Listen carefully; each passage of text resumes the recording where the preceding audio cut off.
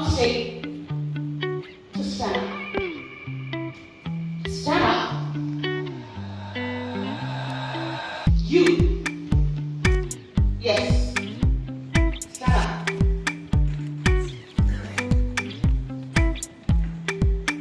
What were you doing? Don't smile. What were you doing? What were you doing? See, he will not speak anymore. He needs to be tired. Right? See, if I do like that, and you believe me, I'm sorry, my boy.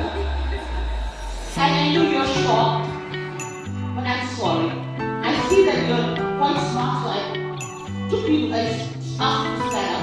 How do you feel? You felt something. Next time you will not want to talk to anybody.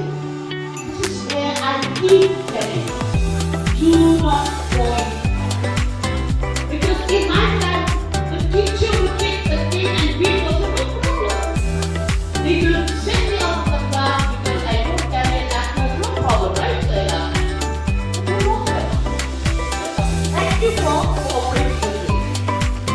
See, I won't do nothing because you are still school will give you a discuss and have one session where you will only have, you can just give a questionnaire or you try to bring them with that questionnaire, each one by one. You will identify. You know, that will be scientific. If you will have a question, and then you will have passion, unstructured, it will be a structure. You know it? Am I clear? But do not take everything away. Because it's dangerous. It's like driving a car when you do not have a license on the highway, but not on the outskirts. Right? It's a very risky. Thank you. Good question. Okay. So unique means what? To the subject. If you teach science, English, what are the four pedagogy subjects? Language. Social science. Yes. So specific to the subject. Am I clear? Okay. Now comes to the point. Who can conduct this action research? Action research has to be conducted by the teacher who is a part of the problem. Problem's context. So the teacher will have to be the conductor, planner of that action research. Why do we say it will help to get to a solution of the problem? Note down, please. Action research helps to find a solution to the problem.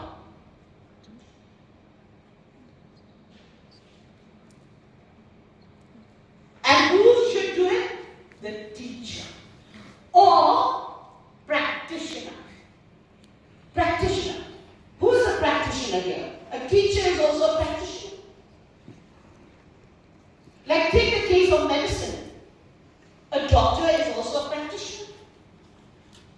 So anyone who practices, it will be there. Now take the case of law. In a crime, once you say, he is the one, they will not put him in jail right away. They will try to find out, they will investigate, they will charge him, they will find out whether he is committing the real crime or not. Then they will give what action? What action? Put him in jail. After maybe many months, they will give these support services. They will talk, they will counsel. If there is change, they try to reduce the penalty. So in that way, it's more or less in that line. So, 1 minute again, try to process those points because you will go to the school while I clean the board.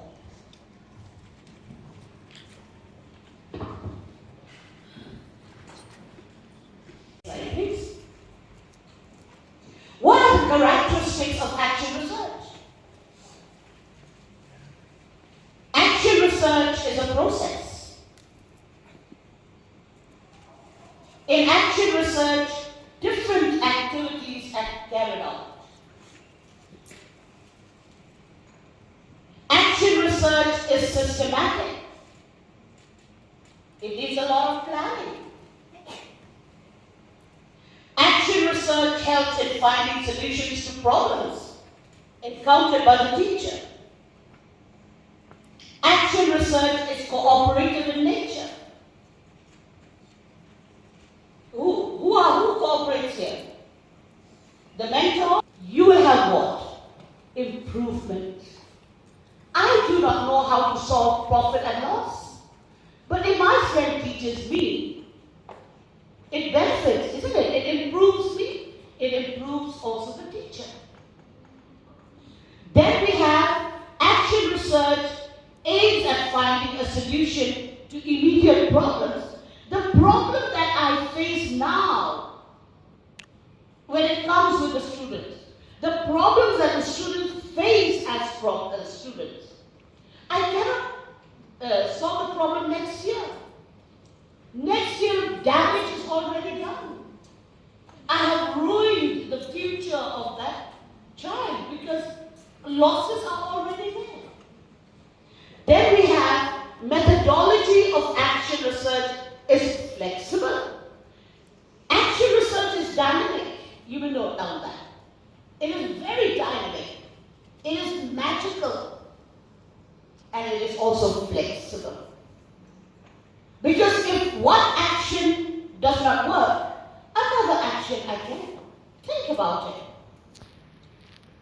If using teaching aids does not work, maybe I can have group discussion. Maybe I can have a kind of assignment. Go to the library, we work. Different interventions can be there. Action research is self-evaluated. You will find out. You will evaluate, have I solved this problem? Is this problem removed and erased forever? Then we have generalization is not the aim of action. Kyanama, don't compare it with action. It is specific to Kyanama. Thomas Jones, not to compare with this. In a research, a bigger research, you can, the findings, because you take data from there, data from here as well. Next, action research is cyclic in nature, but not like a straight line. Cyclic. I will tell you how it is cyclic. You plan, you implement, you investigate, you reflect, you come back, you read, like micro teaching, isn't it? You read through, you replan, read this. Here's where you have to do. It is cyclical. Next slide, please. Look here. We are coming to the core points after understanding action research. See here.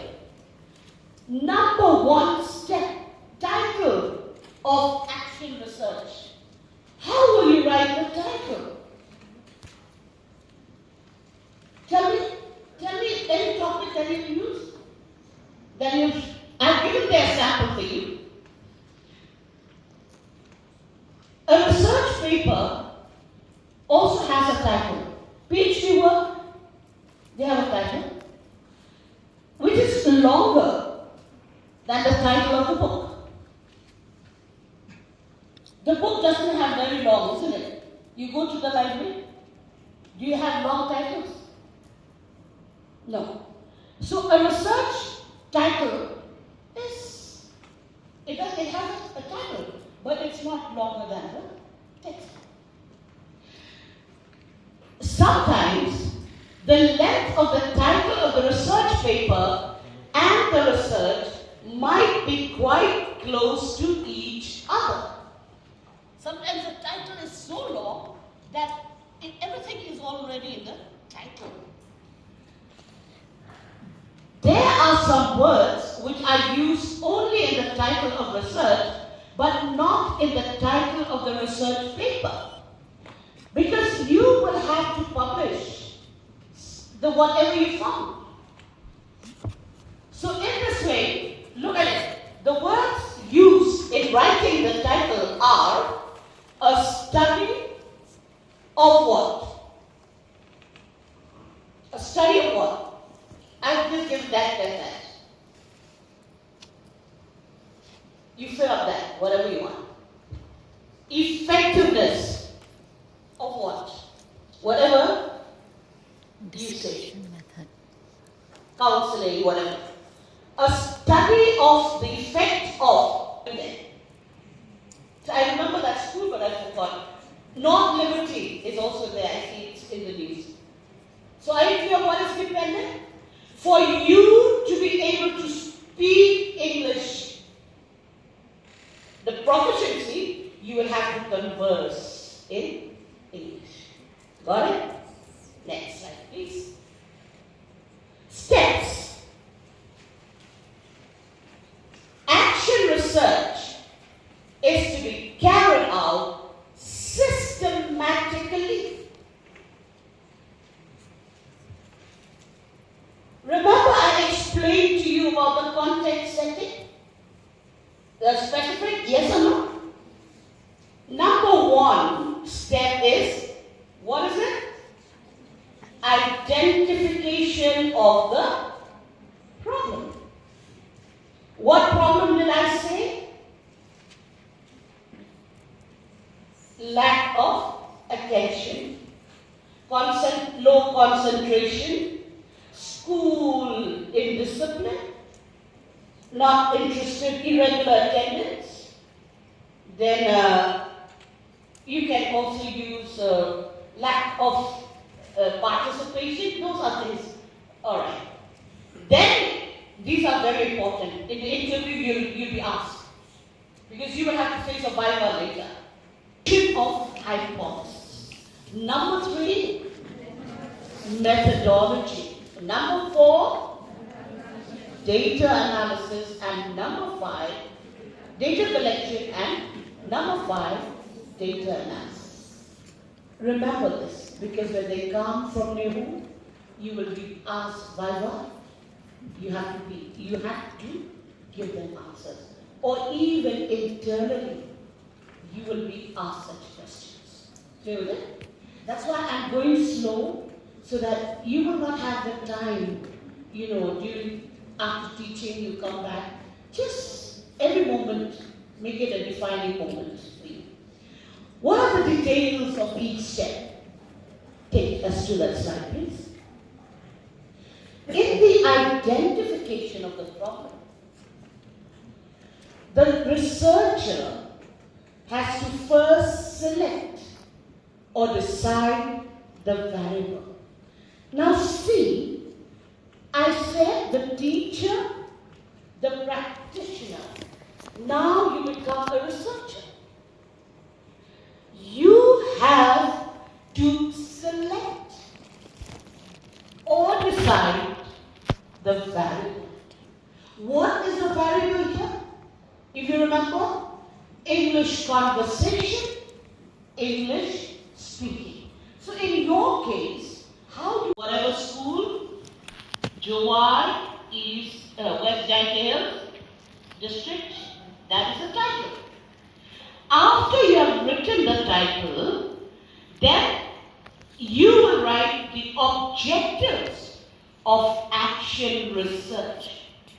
I have chosen the title. Now in my case, I want to take an action research on you. I take students of Kya Namba Government College, Jowar. So, the population is what? I take student teachers, Kya Namba. That is the information I get. But I want to take a study on the effectiveness of school internship on defining the teacher. So what is my variable? School internship. Defining, they are my variables. Now my defining the teacher means it is what? That independent variable. And school internship is what? I need to depend on school internship to be able to come about with this definition. Clear? Then, now the first step is over. There are different sources of problems. But for conducting action research, the problem of variable must be related to the school context or teaching which it is testable. Only then we can accept or we reject it. Because the behavior of the boys and the girls will be what? Will be different. But if the difference is not significant, then the null hypothesis will stand out. Am I clear-minded? Yes or no? Null hypothesis, what words to tell you it's null? No significant difference. Next, there is no significant difference in the mean scores of stress. Again, all these are null hypothesis. What if it's directional? Can you give me what would be the direction? What would be the directional? Random sample. But if I have to interview the shop owners, will it be random sample? All the shop owners of Yaoundé. Will it be random sample? No. It will be purposive sample. I go there with a purpose to find out from who? From the shop owners. About products, about this, that. That is becoming purposive. But random, anyone who walk on the street, I just do this and interview. What do you think about drugs, substance now? What do you think about this? I just interview. But in action research, I am talking to a group. But even despite that, I can make use of different samples. But the most trusted sampling technique, I would say, is purposive sample. Purposive sample because I have a purpose before me. And that purpose before me is a problem that I need to solve. The problem that is being encountered by who? By the children. The problem that if I don't solve it now, it will ruin them forever. So I will not make use of random sample. Please note down, in action research, no random sample.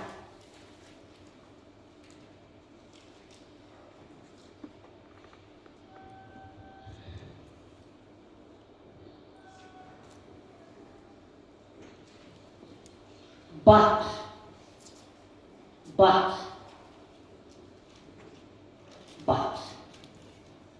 if I have to find out substance use in the classroom, what do you think will be my sampling technique? Substance use. Maybe even, when we say say sometimes substance, we think only of that hardcore substance. But even tiny, what is that? What is that? Zarda. Smell? Zarda. Huh? Zarda. Zarda, no, I see they buy that. Shikar, talab. Even that is substance. Okay? But I cannot tell, hey, are you taking substance? Who will tell? But I notice in the classroom, they look a little bit drowsy, uneasy. But I cannot take all 50 of them. Impossible. So one day I will take, how we do it.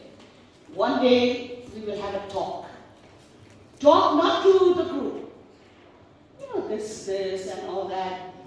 Very scary, very sad, this is happening. And, one by one we talk to the students. This effort on the part of the teacher to talk to the students is very important. Confidence building happens because of that talk.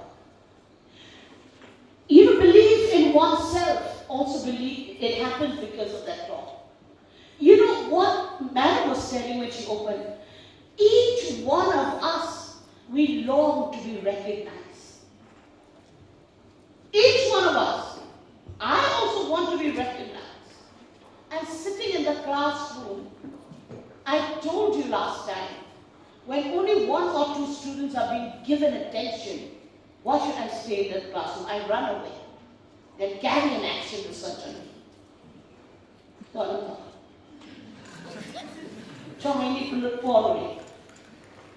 And who are they? Only a few of them will get all the attention. So this is where it becomes. So that talk is important. For you to be able to achieve in life, you need esteem, you need confidence. And if you don't do it now, when do you do it? You do not know yourself yet, so practice saying, know thyself, but you do not know. So this is where it is very, very important. And I don't call it counseling. I call it just an interface meet. I talk to you. You talk to me. You feel safe and you have that confidence in me. And in a very non-threatening environment. I will not do what I did to him today, but he was, my actor in that show, in that small bit. You were my actor, okay? At that. So, this is important. Even to my niece and nephew, I need to talk to them. Not one by one, at separate intervals of time, I need to talk. Now, why I said substance abuse. You don't use random sample. You don't use purposive sample. I will make use of snowball sample. Incidental sample. What is a snowball? For those who've seen, movies and all that, they make those snow and then they make it, it keeps building up. From one student, I will get to know another. From there, I will get to know the chain and that circle. That is snowball. It's a very important sampling technique. I see a lot of organizations are working on it. And they are using what? Snowball. Otherwise, how will they nab too many people? Snowball, one individual can lead you to another, lead, till you get that group. So, the point here I would like to say is, incidental, judgment, quota, these I will not talk because these are higher. Then we have random sample, stratified random. If you want boys and girls, okay? Remember I said if you want an objective, to find out the mean scores between boys and girls. I will use what? Stratified random. Stratified means the girls and the boys. 2. I will not use only, it will be stratified, purposive sample. But I have boys and girls. Then we find of the two types of sampling techniques, only purposive sampling is the most appropriate. And I told you why. Because I have a mission. I have a problem. Problem is to be solved. Next, please. Okay, this is done. That we have discussed earlier. Next. Look at that. Class 9.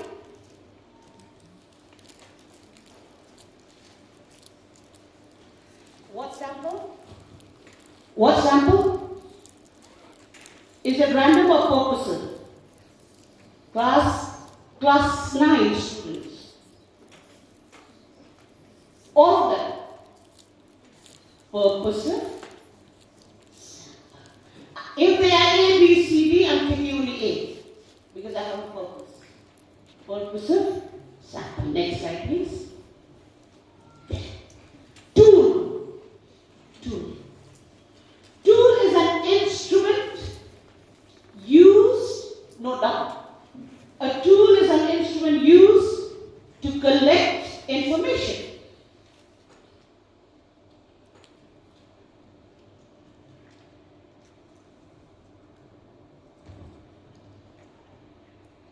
What information do I want? The objective has given me. I will put down, I will identify the aspects, the dimensions. I will ask this, on this, on this. I will put questions. I will have to prepare a questionnaire. I will have to prepare an achievement test if I want to know achievement in math, science, English, etc. You can call it, science as if I want to know about the aptitude, SAT, science aptitude test, or whatever, aptitude. These are things you can, but you prepare, because based on what? On the objective. Prepare as many mean scores. Profit and loss. What questions? Do you know what is a profit? Do you know what is all that? Give them the test. And that test will have to be administered before. Get the marks. Give the intervention. Get the marks. Okay. But the characteristics of a tool are validity. Please note down. Validity. You have to prepare an instrument that tests what it intends to find out.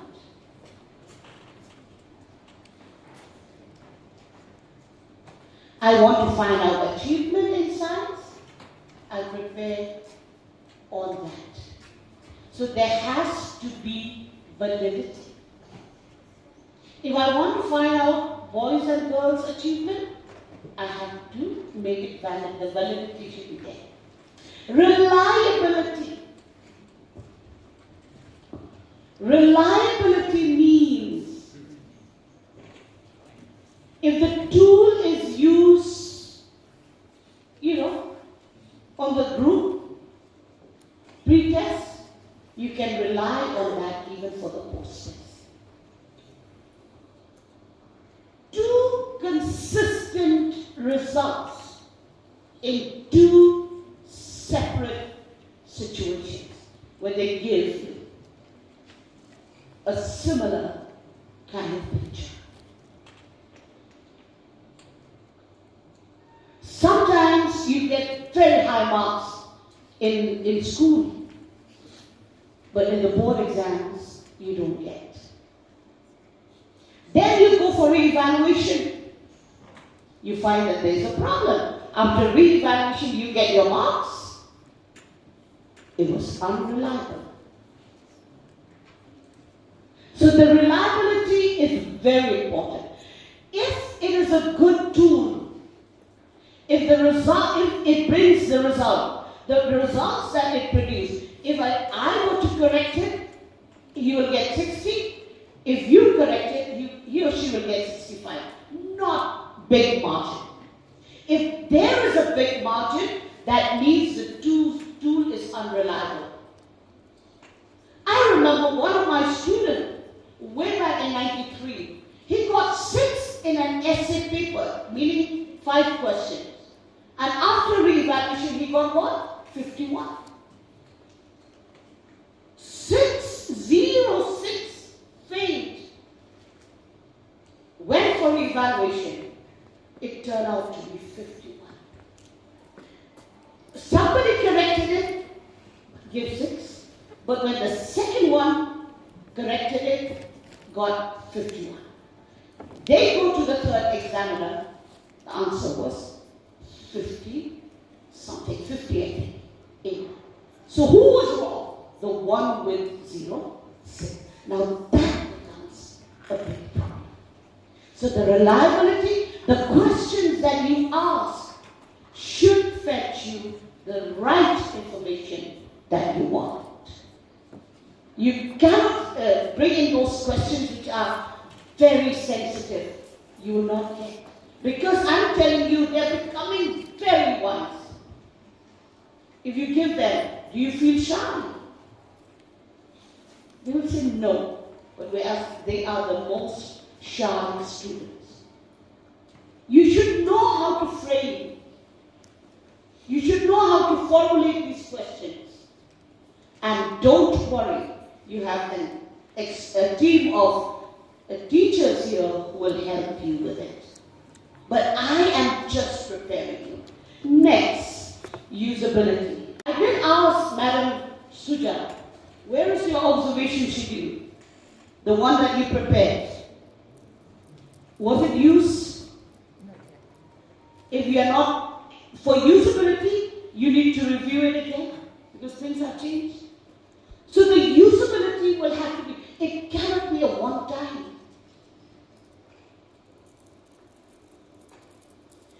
You may need to amend, you may need to tune, you may need to change it. Because anything that concerns a student is dynamic. Action research is dynamic. You cannot have that 10 years you use it and you use it. No, you need to change. Next, objectivity. If you give a science test or a math test, it has to be objective. No biases, no unfair marking. It has to be straight on point. If you ask questions about indiscipline, frame it well. Give options. These are things that you will be learning in another few days. Next. Next, please. Next. Next. Yes. Experimental design. Many designs. Look at the slide, please. Your attention, I draw to the slide. Action research is experimental in nature.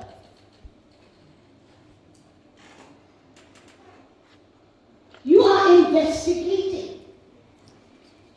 For conducting experimental research, experimental design is a must. That means your action research, you have to take decisions on the tool, on the sample, and also on the design. Research design, experimental design. Now, there are 3 categories. One is pre-experimental design. 3. Another one is quasi. And the third is true experimental design. What is number 1? With a loud voice, what is number 1? Number 2? I'm hearing the girls but not the boys. Number 2, quasi experimental design. And what is number 3? Yes. look at right. See here, the findings of action research cannot be generalized because the group taken for may not represent the population. You cannot generalize. Now you cannot say, oh, we found this here. With this school, we'll imagine that this way. No. For social science research, the appropriate designs are quasi-experimental. Quasi. For which? Social science researchers. Quasi. They have not mentioned pre. And for true experimental design, from those from maths and science,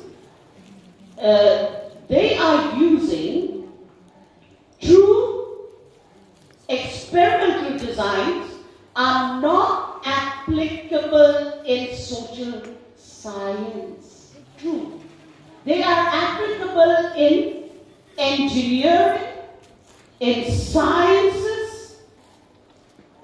That means those applied subjects. We use true experimental design. Quasi for social science. Now let us look others. Next. Go to the next. Please.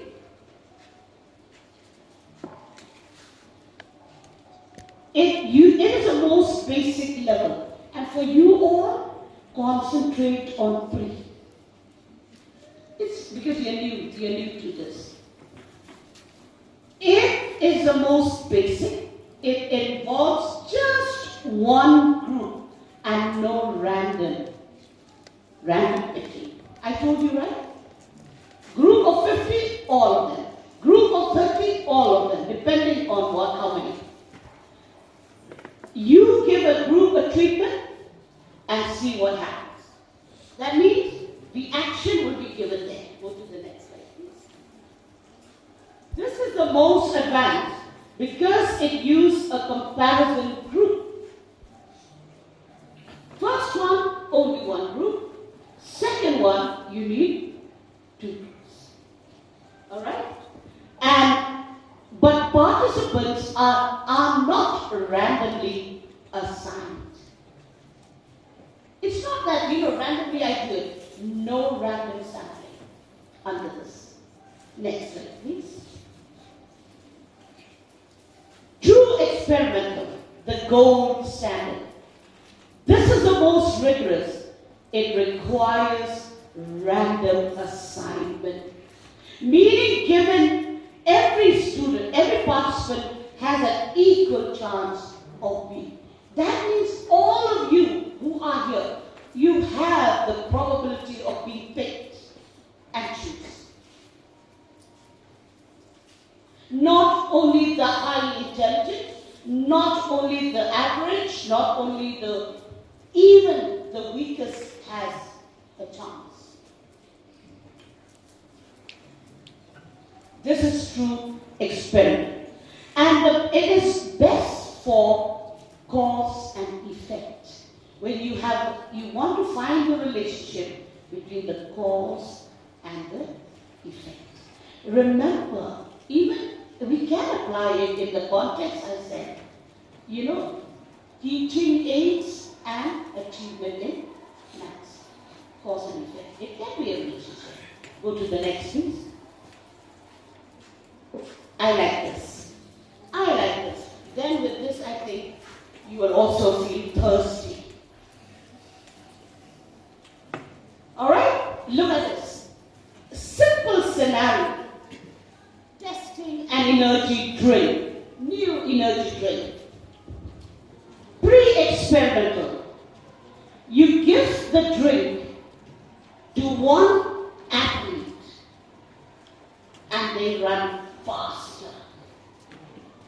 One athlete was given the drink, random. What is the question? Could it be that he ran faster because of the drink? This question will come to you. Did the drink help, or were they just having a good day? You don't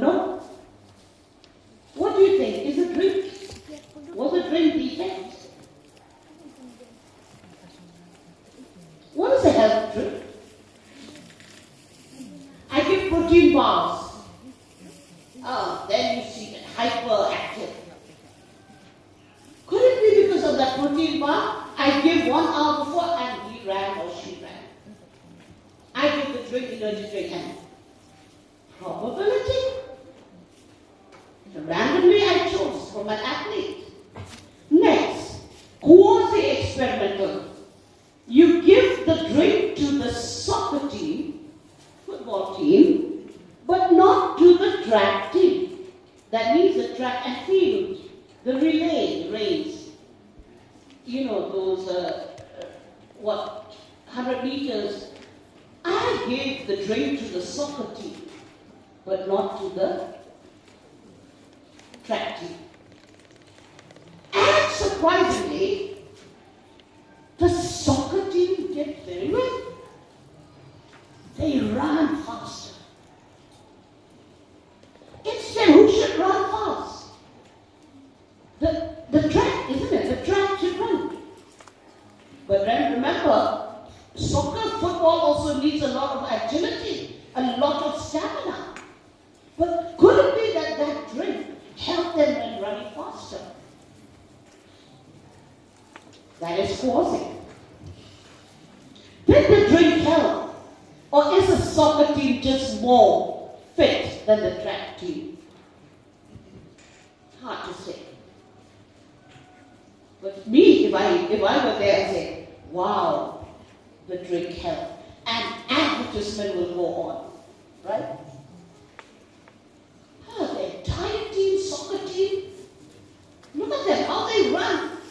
Agility, with stamina, with energy. And look at the track and field team. They did not do that. I would say in the hypothesis, there is significant difference in between the soccer team and track team because of the drink. I can put it direction, or I can put it now. There is no significant difference. And the last, true experimental. You take 50 athletes, flip a coin for each to decide who gets the drink and who gets water. Now, who gets the drink? This will get the drink, this will get the water. I have chosen the drink group ran faster because the groups were made randomly. You can be certain the drink caused the speed boost. This is where the finding happened. The energy drink works. The energy drink has an effect because, it was done flip of the coin, probability. And those with the energy drink, they ran faster. So it's a tentative solution to the problem. Now you get all the data. Next slide, please. If you do achievement tests, I told you pre-test, post-test. Pre before you give teaching aid, post after giving teaching aid. 2 tests, 2 times they will be tested, get the 2 scores. Yoga, again, find the stress level. After the yoga, find the stress level. You will compare. So next.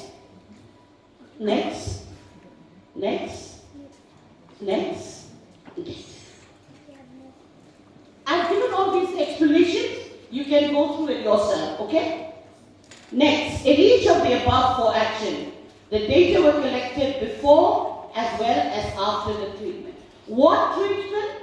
The treatment you will have to decide. That treatment of teaching aids, the treatment of yoga, the treatment of activity-based learning. Now comes the point. The data can be analyzed with the help of t-test, correlation, or paired sample t-test. Now everything you get is on SPSS. You can also, if you want to do it by yourself, you can simplify it, use a percentage method. Percentage will also help for a starter like you. But if you want to really make it a standard, you can use the software SPSS, and I hope it can be done. Next.